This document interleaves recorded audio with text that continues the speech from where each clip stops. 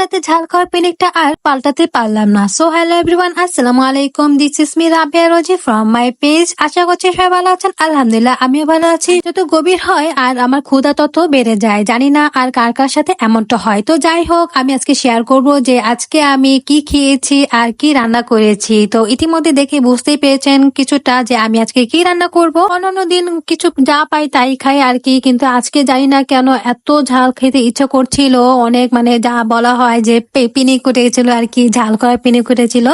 তো যাই হোক, আমি রান্নাঘরে গিয়ে খুঁজলাম যে কি খাওয়া যায় কি খাওয়া যায়, কিছু আছে কি না, কিছুই নেই। তো আলু কয়েকটা দেখলাম পড়ে আছে, তো মাকে বললাম যে আমি আলুগুলো দিয়ে আলুর দম বানাবো, তো এটা কি খেতে পারবো? মা বললো যে হ্যাঁ খাও। সাথে সাথে আমিও আলুগুলো নিয়ে ধুয়ে নিলাম আর সিদ্ধ করতে দিয়ে দিলাম। কোনো দেরি করলাম না। আজকে এত খেতে ইচ্ছে করছিল আর কি, দেখেই বুঝতে পারবেন আর কি আমার আজকে কতটুকু ঝালের মানে পিনিক উঠেছিল।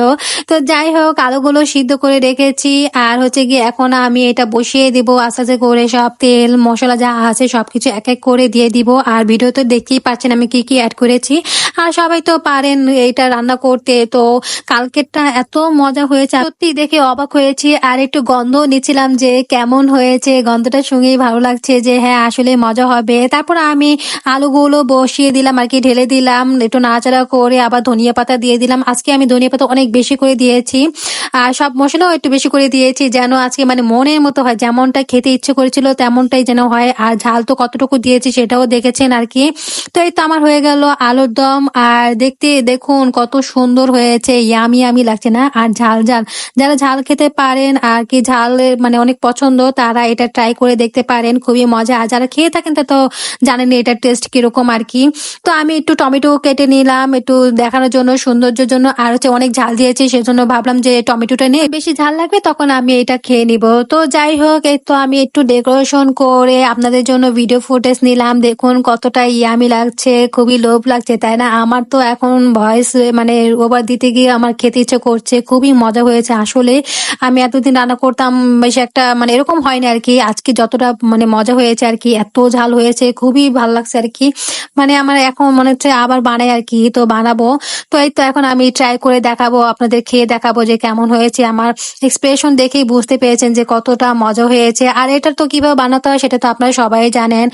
জিরা গুঁড়া, ধনিয়া গুঁড়া, আদা রসুন, হলুদ মরিচ, এতটুকু, আর কিছু এক্সট্রা দেওয়া লাগে না, ধনিয়া পাতা। এতটা মজা হয়েছে যে আমি বারবার ক্যামেরার সামনে এনে আপনাদেরকে দেখাচ্ছি যে কতটুকু ঝাল দিয়েছি আর অনেক ঝাল হয়েছে। আর আমি ঘেমেও গিয়েছি।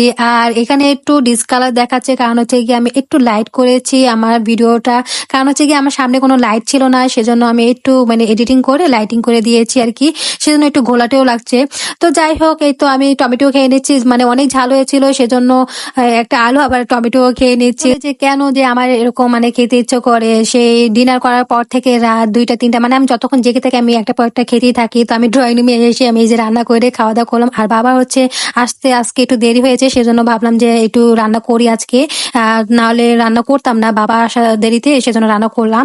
তো মাও ছিল সেজন্য আমি মার কাছে নিয়ে গেলাম খাওয়ানোর জন্য। তো মাও অনেক মজা পেয়েছে। দেখুন এখানে রিয়েল কালার যেটা ছিল আর কি, মরিচে লাল হয়ে গিয়েছে, তো ওইটাই দেখা যাচ্ছে আর কি। আর মশলা তো আমার অনেক ভালো লাগে, মশলাগুলো বেশি মজা লাগে। তো আমি এগুলো দেখাচ্ছি, তো আমার খাওয়া শেষ, কিন্তু মা বলছে যে আমি দেখি একটু মশলা আছে, এগুলো আমি ডিম দিয়ে মাখিয়ে খেয়ে ফেলবো।